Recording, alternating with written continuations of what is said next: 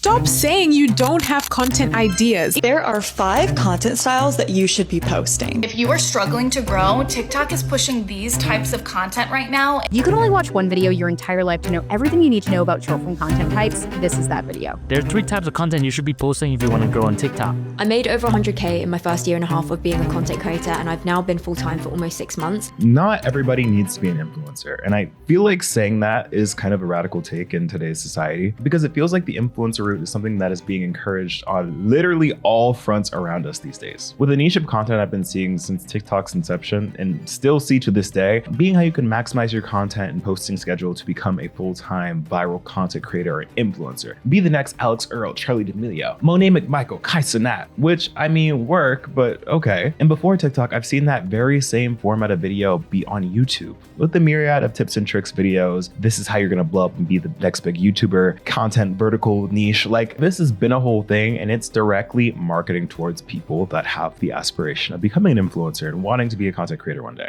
You could blow up on TikTok right now.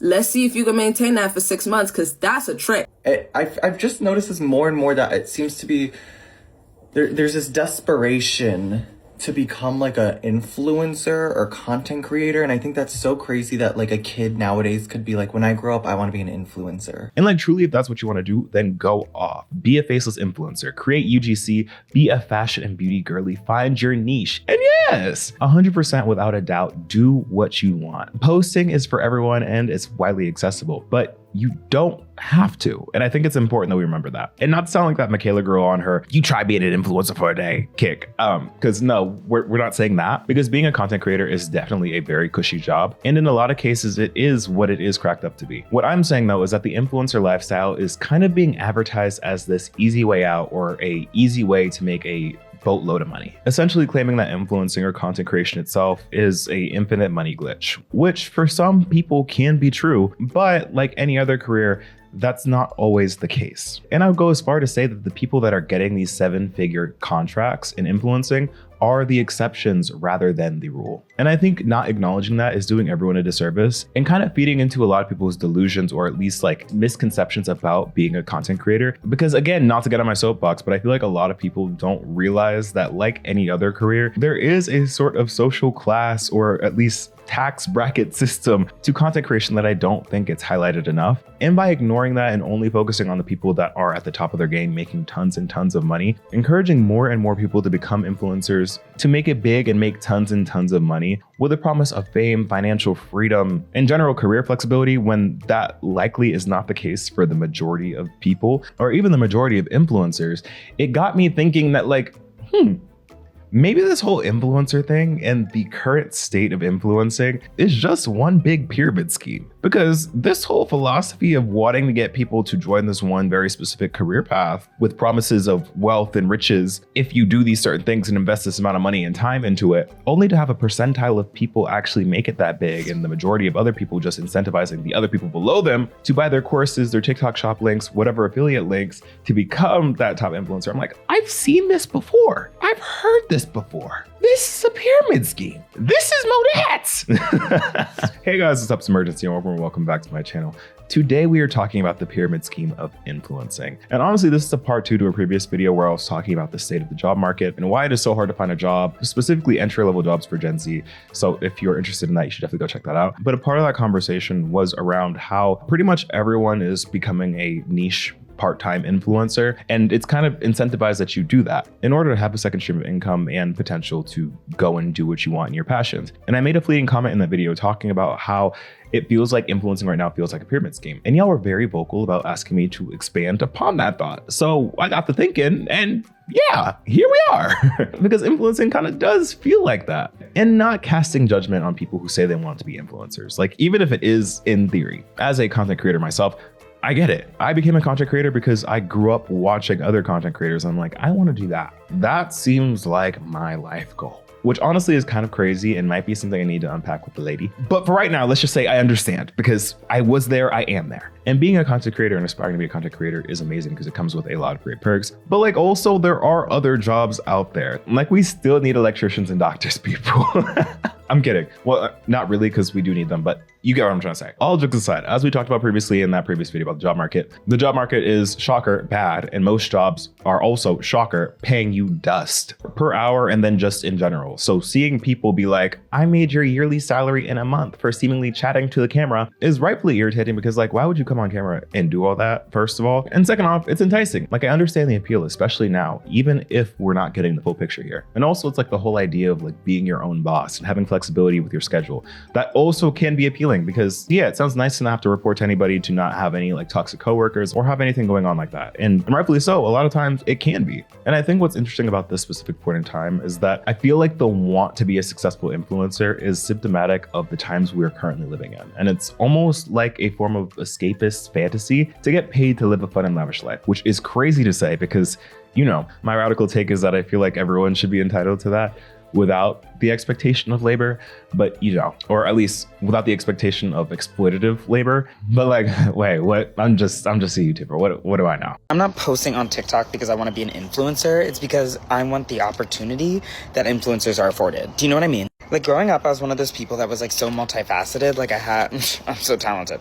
No, I had so many different like things that I wanted to do, and I still have those desires and wants. Like, I want to be hosting a red carpet. Like, I want to be on Dancing with the Stars. Like, I want to do all those things because I know I can and I know I'd be good at it. I just don't know why it's taken me this long to realize that, like, I've been in my own way the whole time. I've been, like, so afraid of being perceived and so afraid of, like, people making fun of me. But who cares?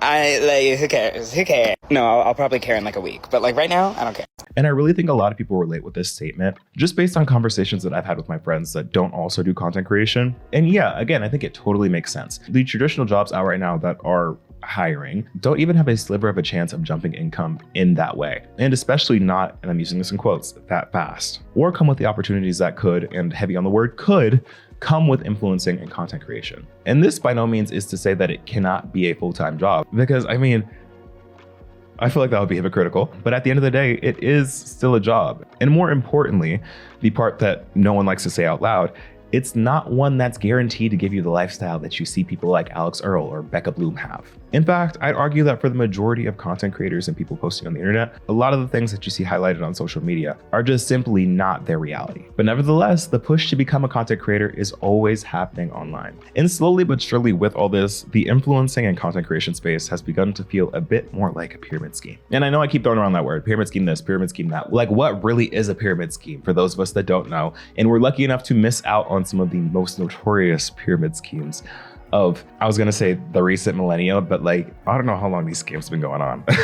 But to break down what a pyramid scheme is, for those that are unaware, a pyramid scheme, or an MLM, is a fraudulent system of making money based on recruiting an ever-increasing number of investors. The initial promoters recruit these investors, who in turn recruit more investors, and so on and so forth. And the scheme is called a pyramid because at each level, the number of investors increases, with the small group of initial promoters at the top requiring a large base number of later investors to support the scheme by providing profits to the earlier investors. Basically, that's to say that you get the majority of new recruits to pay and do all the work, have the middle of the pyramid doing all of the recruiting, and having the top of the pyramid consists of the 1% making all of the profit and not doing much of the work themselves, but capitalizing on the whole system existing. And schemes like this have historically existed in the past, essentially capitalizing on vulnerable, oftentimes young people who get promised this path to instant and quick success if you just get other people to buy in. And these things oftentimes isolate you from other people in your life and keep you in these almost echo chambers of people that are also going through the program. I think one of the most notable pyramid schemes, or MLMs, that have affected Gen Z and millennials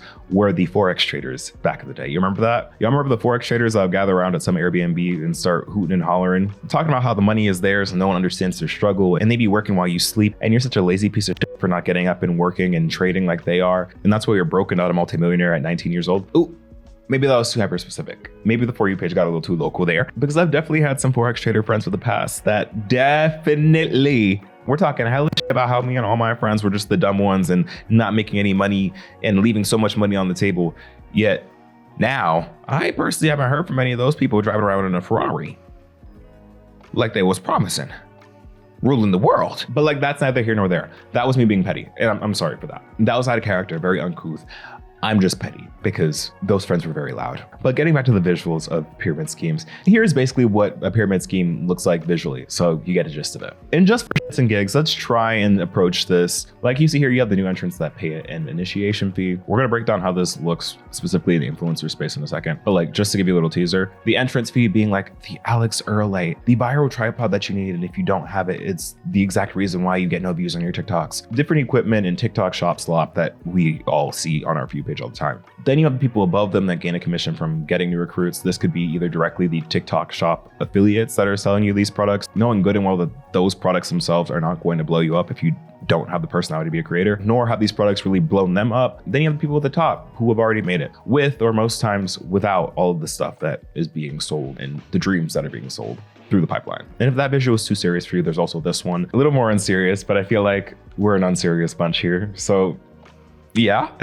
No, I know I briefly broke down how this looks in the influencer space, and that's just one specific aspect of it. There are for sure real life MLMs in the influencer spaces, and it would be truly remiss of me to not mention the actual groups on the internet that operate like literal MLMs, selling you things like courses and telling you to rework their course through ChatGPT and resell that, and to go like and share everyone's videos who are a part of the group that posts these false engagement baity videos. And obviously, generally speaking, these are not sustainable tactics that are going to be suitable outside their pyramid scheme ecosystem. But for the sake of this video, we're not diving too deep on that, because a mutual of mine and a creator that just generally makes amazing content and goes into a lot further detail, Taylor Lorenz, made a great video exactly on that. So if that's of your interest, you should definitely go check that out. But for this video, we're going to talk more so about the pyramid, in quotes, scheme of influencing. And I think it'd be fun to do a Dance Mom style. Ugh. Hello, and welcome to the Pyramid of Influencing, where I, your lovely host, sellout influencer number one, will be diving into the seemingly pyramid shape of our everyday influencers that we all know, maybe sometimes love, or follow with or against our will. And mind you, I want to preface through all this that this is just a simple thought experiment, and I am in no way, actually, I don't want this to be misconstrued at all. Let me cut the cameras. Let's get serious for a second. I am in no way accusing anyone of nefariously and or sinisterly acting out a pyramid scheme scam, and everything I say regarding specific people is and or either alleged jokes, conjecture, or just a case point in the general conversation around influencing and content creation not being what it's cracked up to be and or a pyramid scheme. I feel like that disclaimer needs to be said because I don't want people and or people's audiences feeling a type of way for the names we're going to name. Like, none of this is accusatory or serious. This is a Dance Mom's pyramid scheme. Okay, cool, cut the lights back on. So with all that in mind, let's break down this little pyramid. At the top of the pyramid this week, there is a handful of elite influencers. And I do want to note that in our modern entertainment landscape, these lines between celebrity and influencer, and even between content creator to content creator, isn't actually always a line. In fact, sometimes you may call it a blur, or a squiggly line, a blurred line, a Venn diagram, whatever. But for the sake of this video, let's stick with people who have started and remain on digital platforms, at least for the most part. So here we have our top dogs: the Alex Earls, the Charli D'Amelios, the Jake Shanes, the Becca Blooms, the Mr. Beast, the Paul brothers, etc., etc. And these are the influencers that most people think of when they say they want to be influencers. These super successful in everything, get brand deals left, right, and center, into the tens and hundreds of thousands for a single story post. These creators have insane brand deals, are constantly diversifying that branding portfolio by having products with their name slapped on it. Like, think Lunchly, Sip Margs, Unwell Beverages. Physical products that they themselves are not affiliated with, but are named after them because when you see that product, you see that creator. Like the aforementioned Alex Earl Light or the Mr. Beast editing style. These creators have become a product and a format within the content itself. Which, like, how meta is that? And here I'm not saying that they actively depend on or directly profit from the bottom tier joining the influencer pyramid, but they are definitely profiting the most in the influencer economy. Next tier down, we have your mid-level influencers. And the mid-level can be many different things because this doesn't specifically have to do with like follower count. In my mind, to this scale, you could be a mid-level influencer from having anywhere from like 100,000 to, I don't know, like 2 million followers on something like TikTok. This is pretty much where the majority of like your everyday creators, like the people you're seeing casually on your For You page a lot, the people that are clocking in every single day, making their content and seeing success with it, or at least levels of success to it. You have creators in this tier giving advice for content creation, selling products, like y'all know the vibes that I'm talking about. And I want to make a distinction here of the two circles in this category, that being influencers whose entire content is about how you can become an influencer yourself, and perhaps perhaps maybe sometimes pushing a course, telling you how and what your hook should be, how to edit, and what trends you need to hop on. And then you have people in the other group who sometimes make content around content creation, usually revolving around things like pay transparency and other fun stuff like that I feel like are important conversations to have just generally for content creators, but like their content, their bread and butter isn't around being an influencer in the meta way, if that makes sense. And that first circle of creator kind of gives me pause just a little bit because their whole platform revolves around teaching other people how to be an influencer when they themselves really aren't themselves. And I know I mentioned a broad scope of like mid-tier creator when I initially started this, but for that last point, I'm specifically talking about the people that are on the lower end of that spectrum, where like content creation is not their bread and butter. Like it's not their full career. It's more of a side gig thing that they're doing. It wouldn't be considered a popular creator, whatever that means. But there are also content creators where that isn't their whole shtick. Like again, they just offer advice sometimes or offer pay transparency for their month or year of creation, which is nice to see because that gives real numbers and figures, which obviously won't be everyone's truth, but at least in some regards offers a realistic peek behind the curtain, which is unfortunate to put them in the same tier because I do have to put them here because while it is net good content, it does contribute to the recruitment vibes to wanting to be a creator. And again, I want to preface this. I am prefacing and disclaiming down because this is not meant to be tea or shade to them, to any creators that fit this category, because truly we love pay transparency. And I feel like this needs to be more of a conversation because as we'll get into, a lot of being a creator involves being scammed low-key, especially if you're a creator of color. And I feel like the people that make content around this talk about it in a very real manner, like really down to earth, very no frills, like this is how much I'm making, this is what I'm able to do with it, this is what I'm not making, and this is not what my life looks like. Now, is this the case for all of them? No, but a lot of the ones that have come across my For You page do mention their privilege and how their income and life just varies from month to month, and we love that realism. But mixed in with this niche does come with a little bit of the recruitment of it all. So for the second tier of this Dance Moms pyramid, we will have to put this type of creator. And now for the bottom of this pyramid. We are not naming names here, but at the bottom of this here pyramid is the vast majority of people that are trying to make it in content creation. The types of people that say like, oh, I want to be about my content. I got to get on my content. Oftentimes what people call, or at least brands who are looking to work with these sorts of creators call micro influencers. These are the people who might still be in the fronting side of their investment in equipment or products, using all the TikTok shop and affiliate links to try and make money, following the trends said by the other creators to gain traction, and the buyers of the fantasy that the other two tiers are putting out. And again, this truly is no judgment. This is the name of the game. But because this is the largest tier in this pyramid, this is where you see a lot of people stay in or give up. Because, shocker, there is no true direct path to that top tier. And one of the main reasons why I call this whole thing a pyramid scheme is because there is no one size fits all way to become a top creator, to become the personification of the influencer or content creator that people think of when they think of influencer and content creator.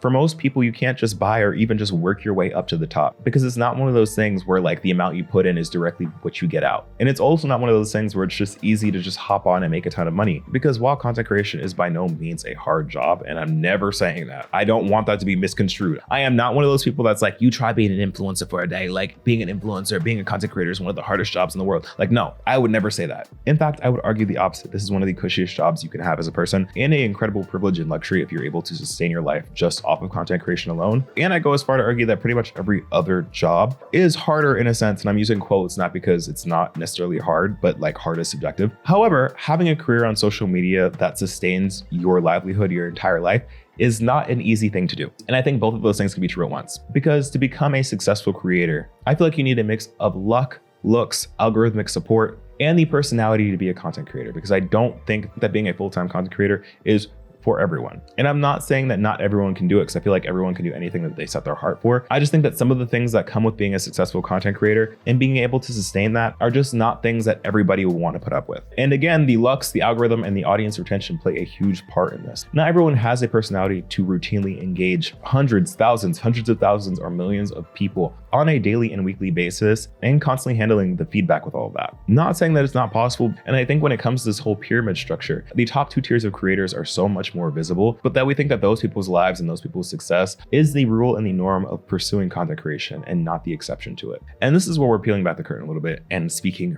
real.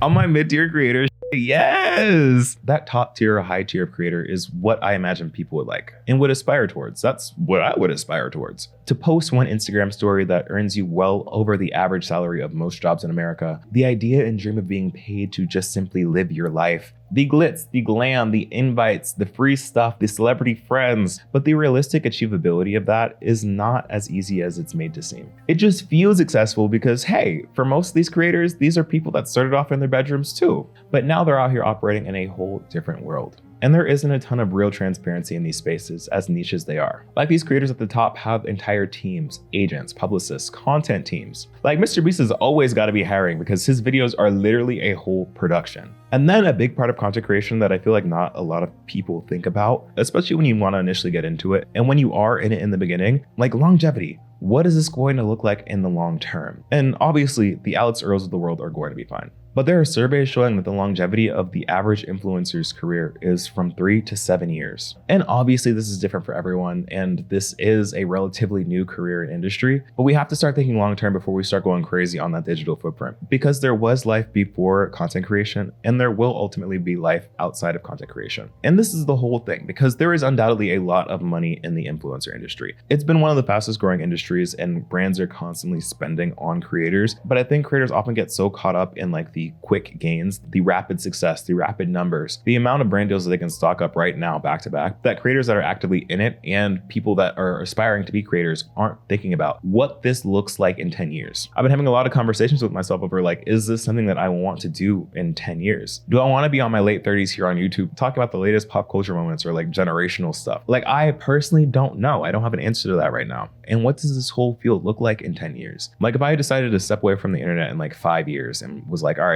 I don't want to do the influencing anymore. I don't even want to be online anymore. I just want a regular job. What would that look like? Because for me personally, I have a degree, but as we talk about all the time, that does not guarantee employment. In 5 years from now, I would have a almost 9 or 10 year gap in my resume from like traditional corporate work. So like, how's getting a corporate job going to work, you know? And that's me as someone that's went to college. For creators that decided not to go to school in lieu of content creation, whether that be college or dropping out of high school, what does that really look like after social media? If you're not going to stay in the general entertainment world or just like make a business for yourself. So I just wanted to add that little footnote there, just as something to think about. But now let's get into all the appearances of content creation. Having to subsidize and create a lifestyle worth being interesting. And I mean, just think of the majority of Mr. Beast and Logan Paul's content, especially the Paul brothers content back in 2018, where it was all just disgusting displays of wealth. Like, you got Mr. Beast over here recreating the entirety of Squid Game and the $1 million prize fund to an everyday person. It's Logan Paul out here hanging with billionaires, making high budget movies, buying private jets. These are absurd and probably oftentimes inflated costs, but costs nonetheless. And of course, if that isn't your speed, there's a wealth of different content that is just that unreachable and unrelatable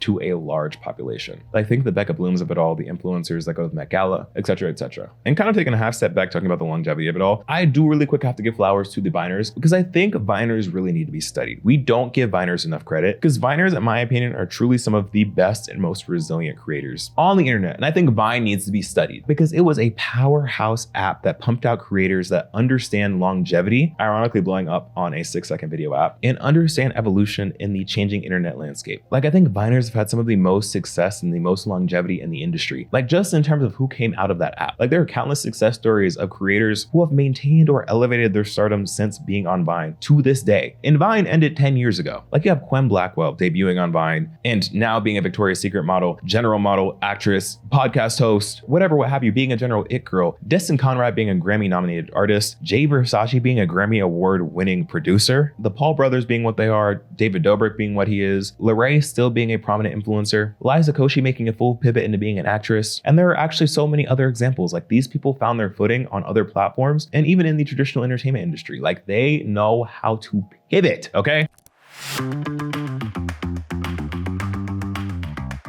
Then before we close out this video, since we're talking about pyramid schemes and just general scammery, can we have a quick memorandum for some of the notorious influencer scams that were out there? And not necessarily influencer scams per se, but just influencer products that did not make sense and kind of seemed a little scammy. And I am never one to pocket watch or to hate on someone getting their bag, especially in terms of diversification, because being a content creator is a very unstable job. Some months you make good money, other months you barely make any at all. Very unreliable. But I feel like there was an era of creators, specifically on YouTube, from like 2011 to like 2017, 18, of these brands that clearly just wanted to put a face on one of their products to try and sell it out, and creators being like, you know what, this seems like a good revenue stream, so let's just collab and put out a product that doesn't necessarily make sense. Like back in 2014 when Zoella released the book Girl Online and it got exposed later that she had a ghostwriter. All of these celebrity influencer apps, all of the different influencer food products and collabs, the fragrance brands, the makeup palettes, all of these products being pushed. It was just a crazy time to be online. And honestly, I was kind of living for it because that was during my chronically online days. I was in the fields being a stan.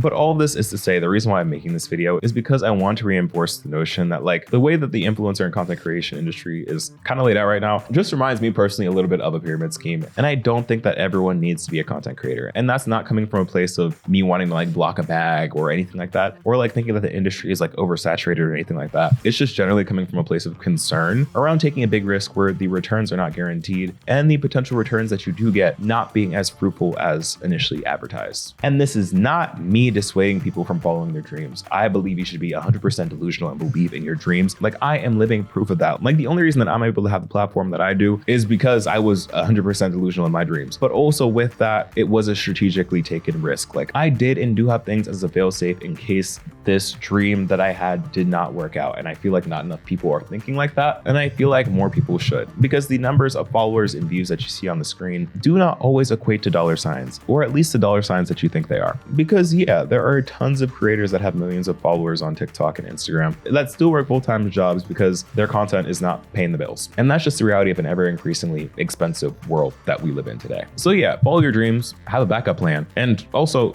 don't buy those courses.